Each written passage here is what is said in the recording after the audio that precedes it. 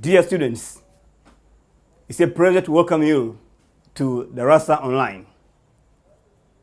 My name is Aswile Jacob. Darasa Online has come to your doorsteps so as you get connected to your teacher or your teachers. And today, I'm so delighted that I'm connected with you. So, as long as we are connected, I believe we'll continue be partners in searching for new knowledge. Darasa Online has brought this initiative so as your dream becomes true. And I believe through this Darasa Online, you'll eventually make your dream come true. Now, stay tuned and pay attention to all the subjects and topics that will be discussed in this particular class. And today, therefore, I've prepared for you a topic. And that topic is appreciating literary works. As you understand that this topic is very wide, it touches so many things in there. But we'll narrow down and go to a specific subtopic, which is known as basic concepts of literature. But again, in this subtopic, these basic concepts, again, there are so many. Today, we will just focus on the very few, given the time that we have. So we're going to look at the very few concepts, then we proceed.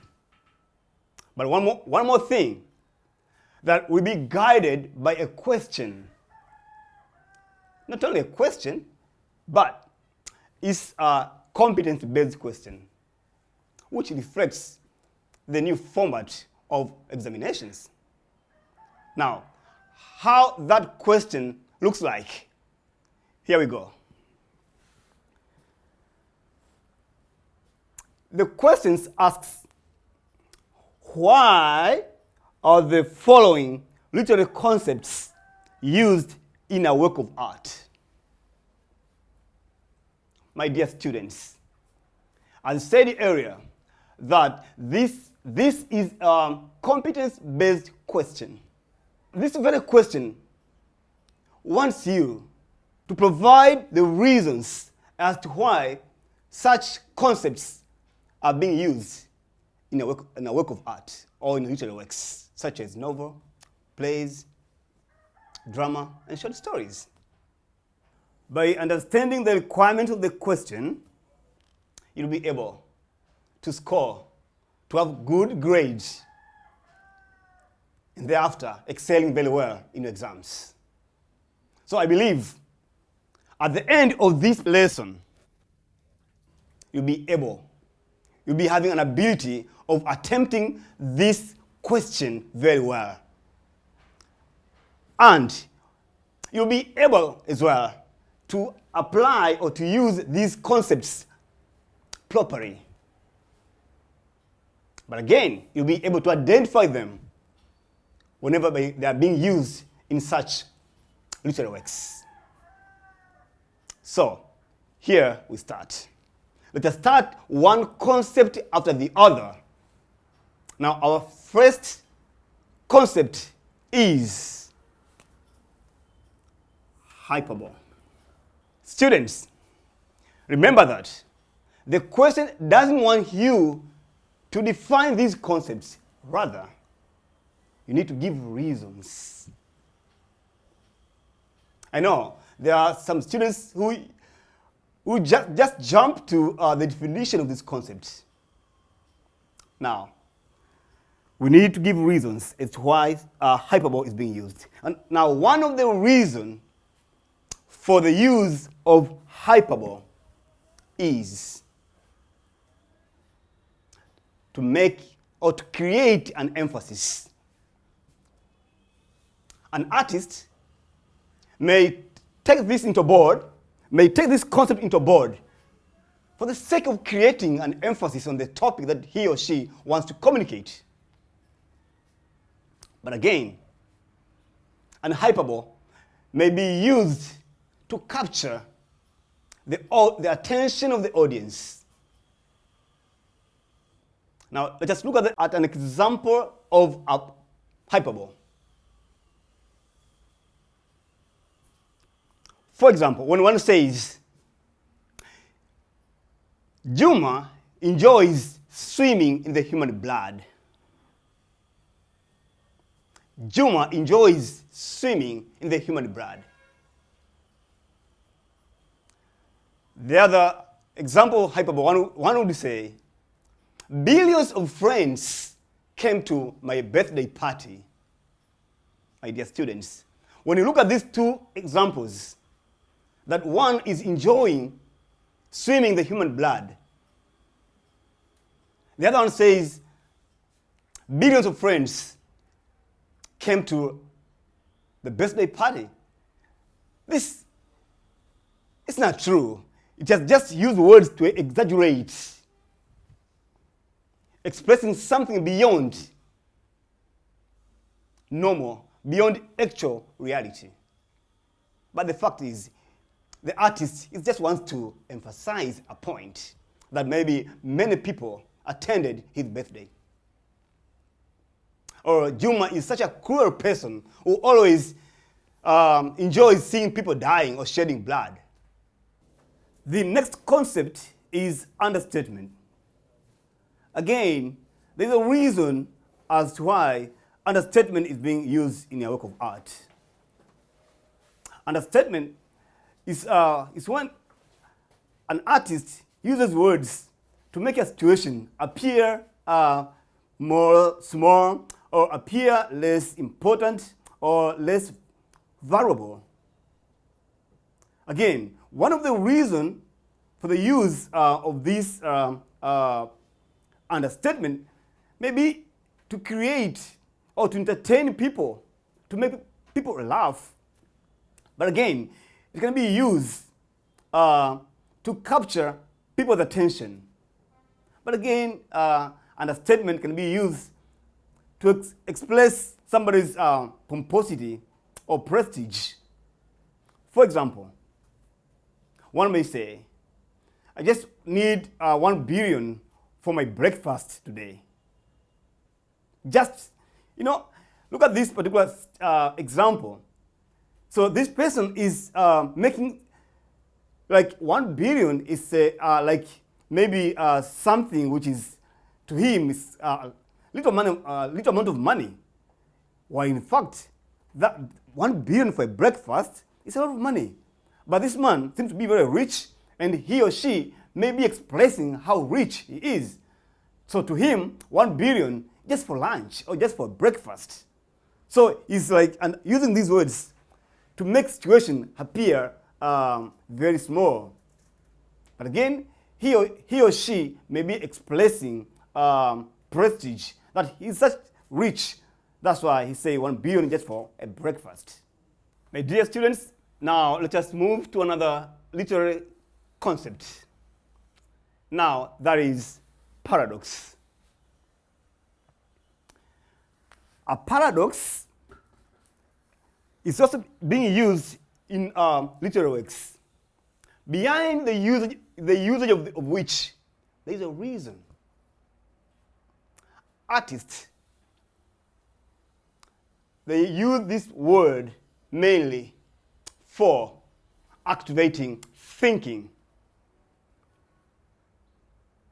making audience become more curious. Why? Because paradox contains statements which brings contradiction or contrary statements which goes against our expectations or our beliefs. For example, when one says, I have to be kind in order to be cruel.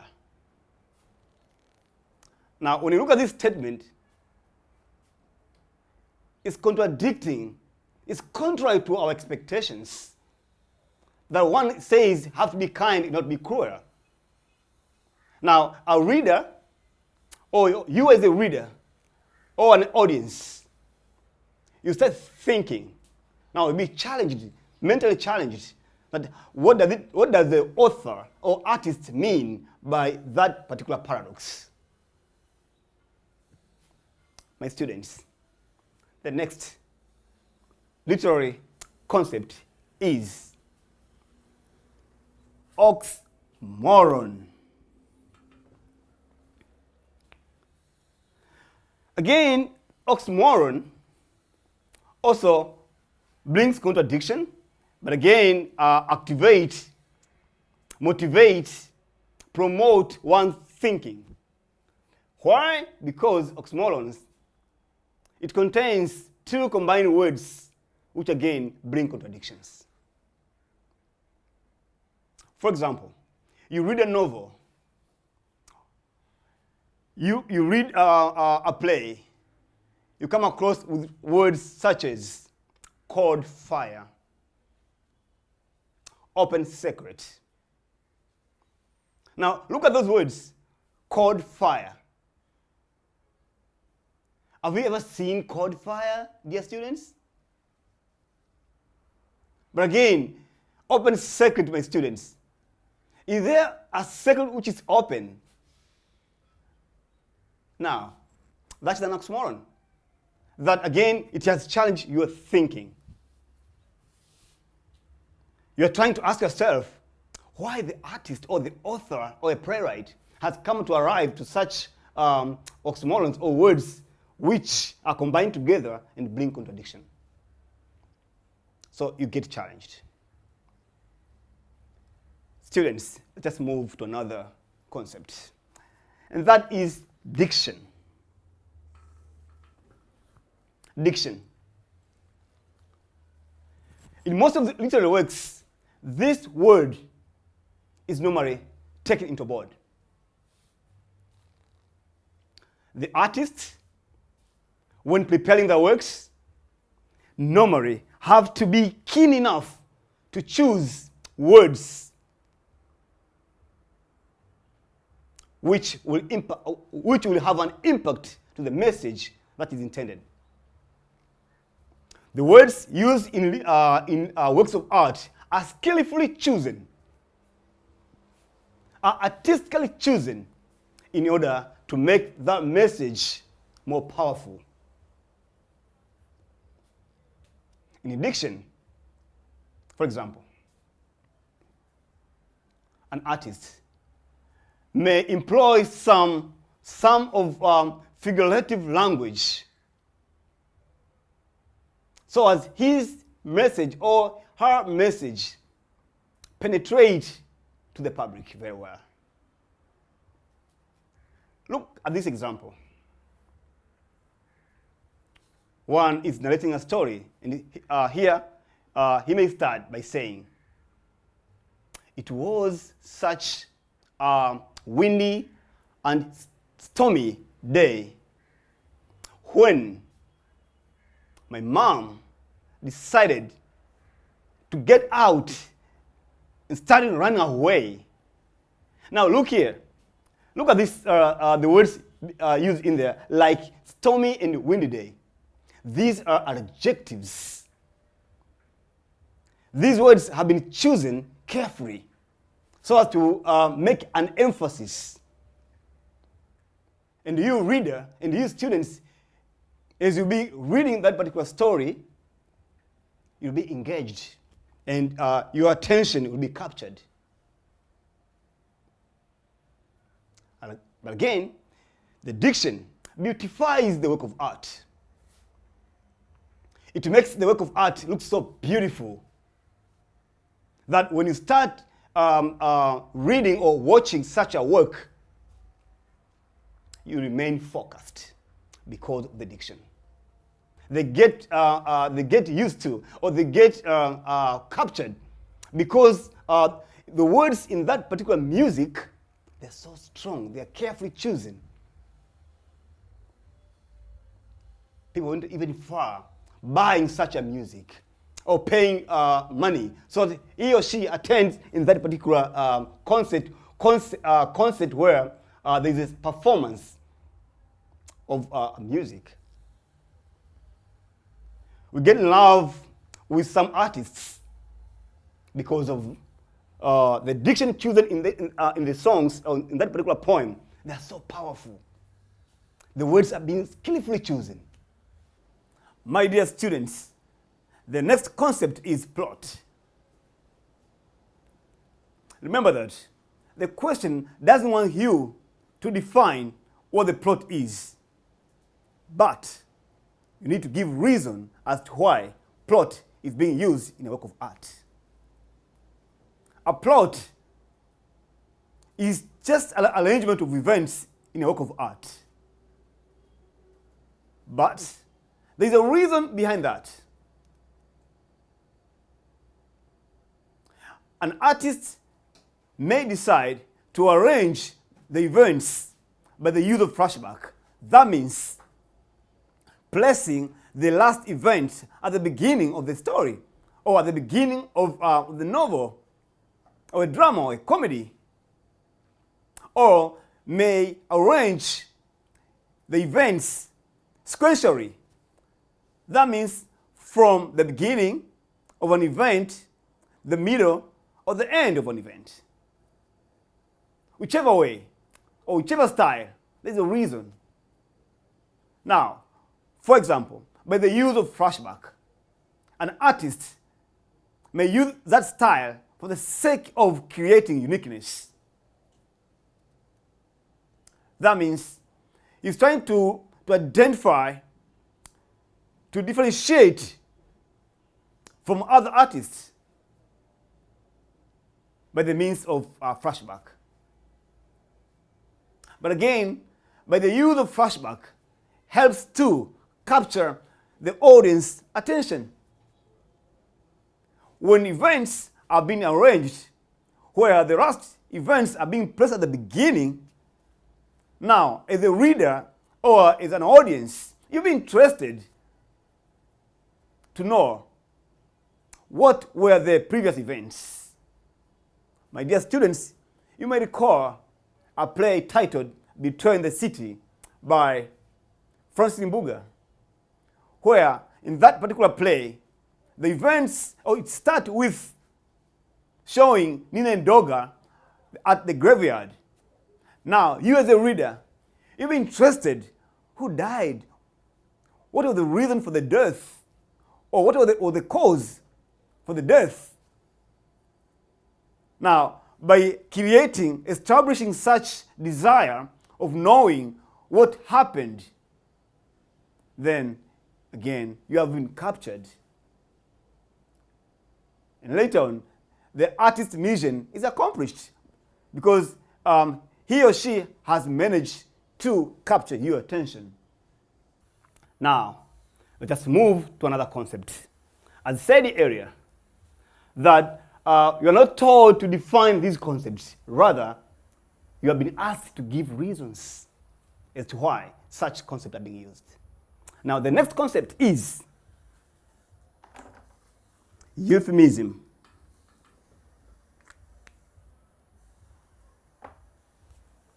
Why artists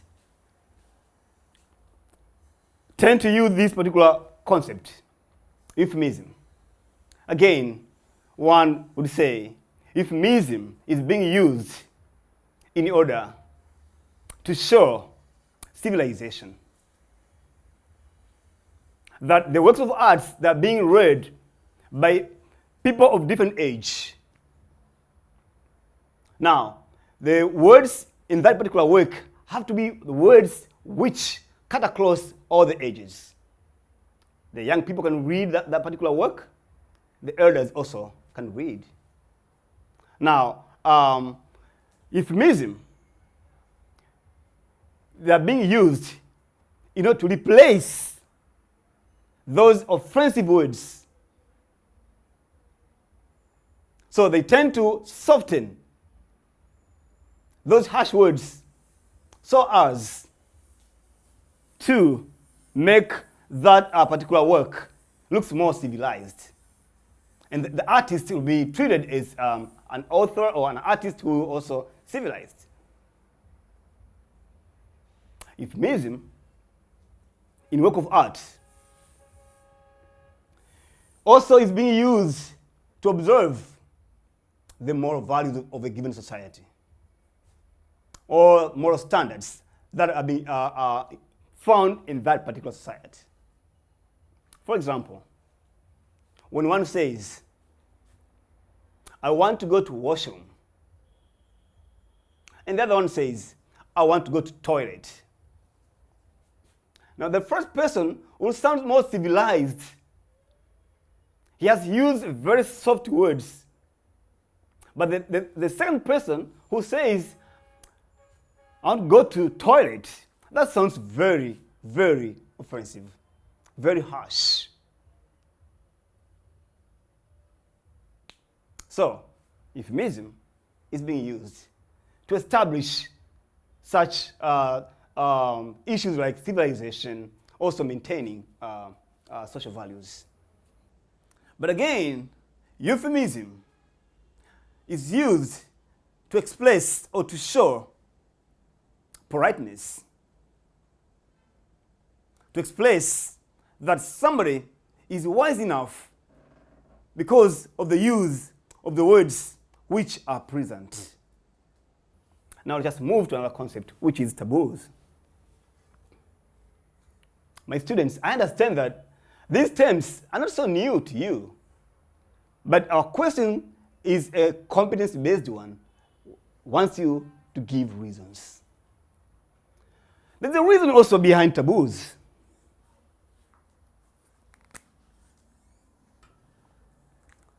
One of the reasons for the use of such term, it can be to show the extent to which moral decay is in a particular society. The author or an artist is using such taboos to show exactly how moral decay, how immoral people are. My students, remember a novel by Ikwe Amaha, the novel titled The Beautiful Ones Are Not Yet Born.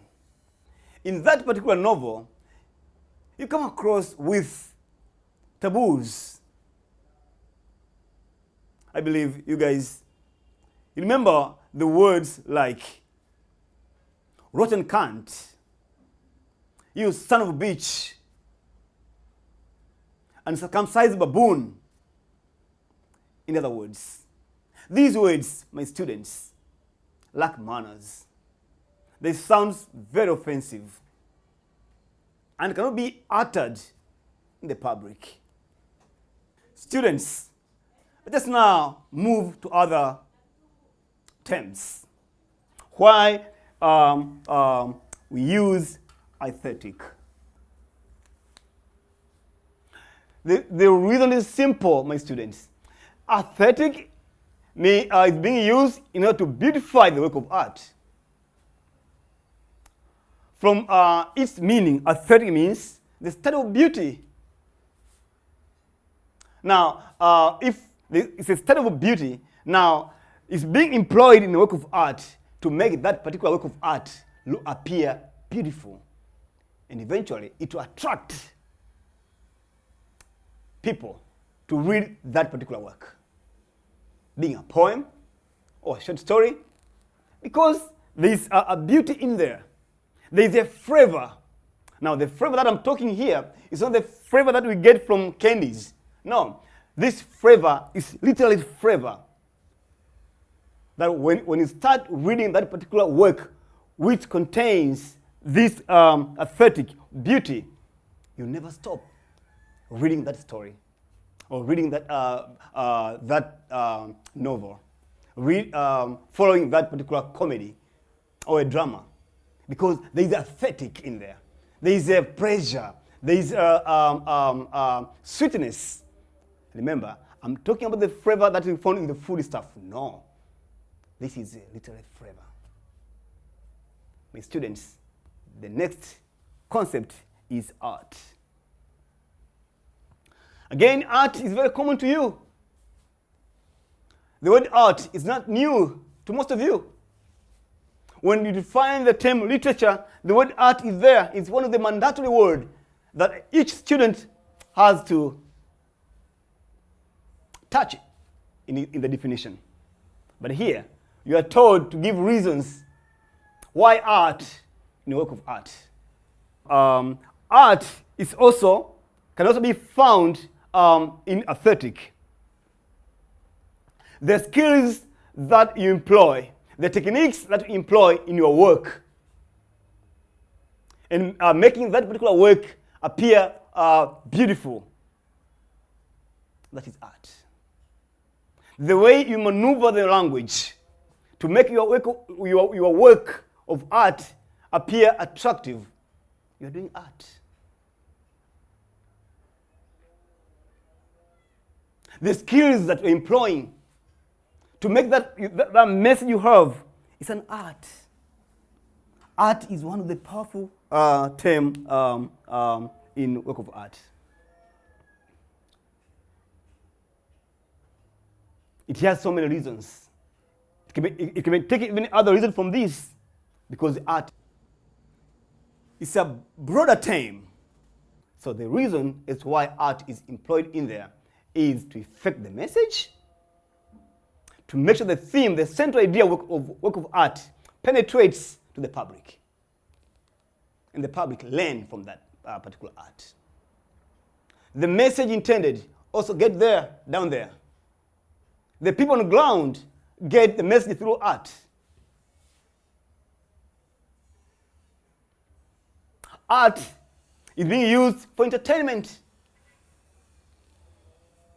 It kills away boredom because there is art. Art captures the attention of the audience. Art. Look the way we spend time, guys, to watch these comedians. Why do we have to pay for the comedy? Buying movies, buying comedies, because in there is art.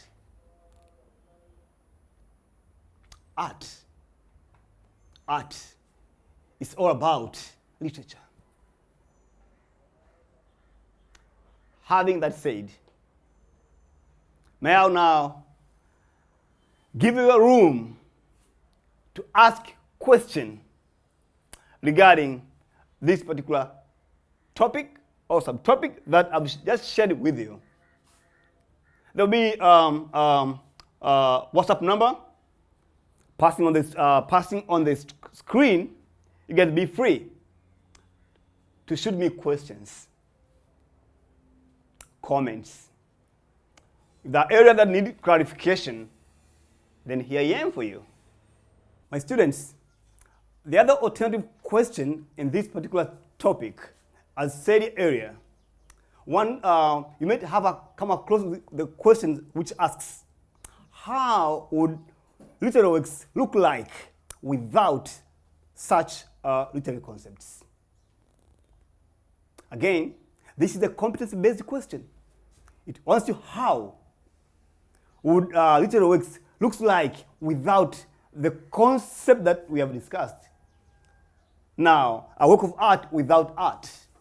If a work of art appears without such literary terms or literature concepts, now that one will look like a non-fiction. For example, an autobiography, biography, or a speech. How would it look like? So it needs you to think beyond the box. One would simply say, if a work of art appears without those concepts, my dear students, if such a work of art that lacks the above literary concepts or other literary concepts will look like a non-fiction, such as autobiography, biographies,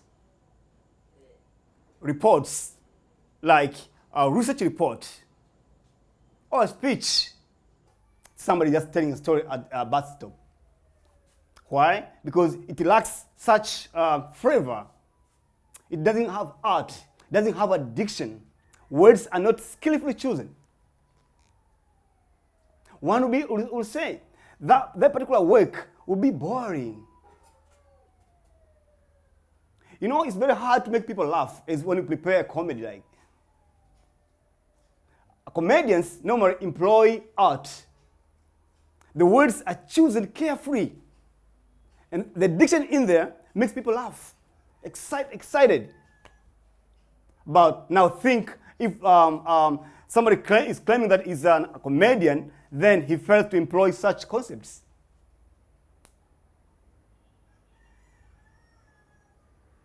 Now, it's time for you students to pose questions to me.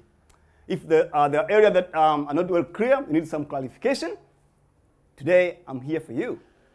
There are so many questions here, but there's a question, one of the questions from Hamisi, who resides in Kigoma. And now, here is his question. The question asks, define the following terms: protagonist, antagonist, alliteration, refrain. Okay, thanks so much for this question, Amis from Kigoma. It's a good question. However, basing on the new format, which insists on competence, this question would be better if it would be asked in this particular way. How would you differentiate the following literary concepts? 1. Protagonist from antagonist. Refrain from alliteration. Tone from mood. Now, if you look at this question, the word how is so powerful kind of term. It reflects the competence, whatever the case. Now, I've twisted the question to look like competence-based. Now, here are the responses. A protagonist character is one of the major characters in a work of art, whom the audience sympathizes with. This character is the one who makes key decisions for the good of the entire society. But he or she faces challenges or barriers from another character. This character, as I said, he or she proposes important things, and the audience sympathizes with him the way he or she encountering or facing the situation which is horrible. For example, in a play titled An Enemy of the People, students, you know this character known as Dr. Thomas Stockman. This is one of the protagonists. Look at his positive contribution to his society. But later on, we see this character facing challenges and eventually fails to achieve his goal. Now, let us move to another character, who is antagonistic character. This is, again, a major character in a work of art, who is constantly opposing, putting barriers towards the protagonist, so as the protagonist character fails to achieve his mission. So, antagonist character is always in constant opposition, opposing the protagonist character. Now, in a nutshell, one would say the clear difference between the two is one, protagonist proposes key issues and people sympathize. The other one is just opposing the protagonist, so as he or she fails to achieve his goals. Students, a tone can be serious. A tone can be of disappointment. A tone can be of happiness. It depends on the subject matter an artist is about to write or be writing about. Hamisi is also asking about the how mood is different from tone. My students, I understand these two terms. Leave alone this Hamisi from Kigoma. I believe there are so many students who get confused with these particular terms. These are purely poetic terms. Now, the clear difference between the two is a mood. It's a feeling. It's a feeling, emotions of the audience after going through the work of art.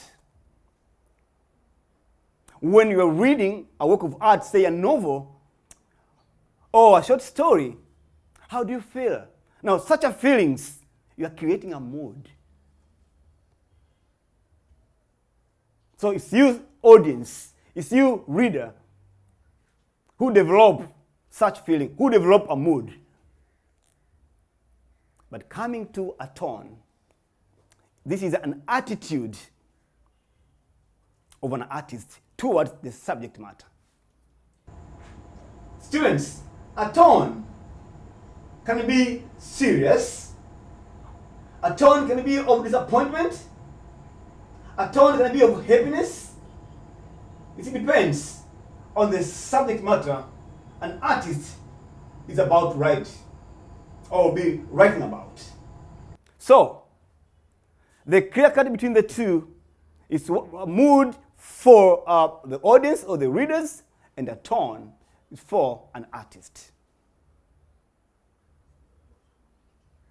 Given the time that we have, I think we should stop here. The next session, I'll come back and explain more about other literary concepts. Thanks so much for your attention. Dear students, stay at home. Online Darasa will still get you connected. At the end of the day, it won't be the same. Stay tuned. Thank you. May God bless you.